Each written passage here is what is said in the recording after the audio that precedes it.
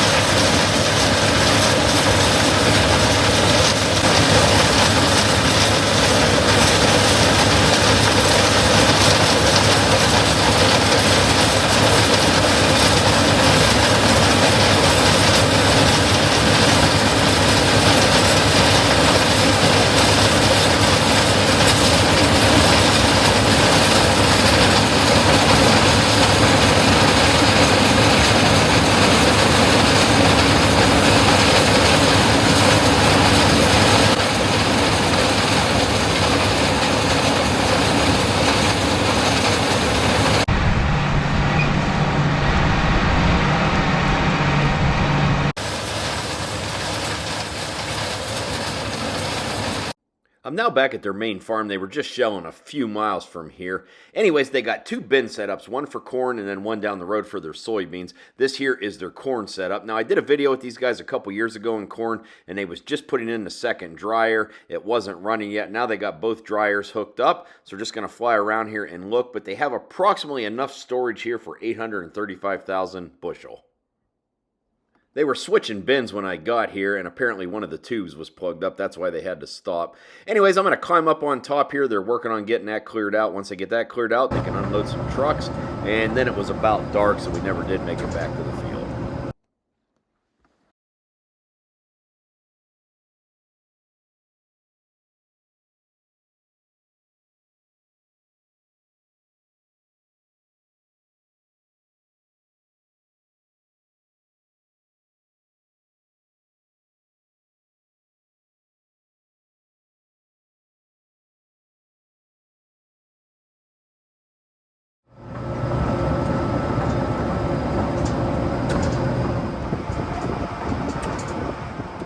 Oh yeah, this is the guy that filmed the video. And a sunset picture.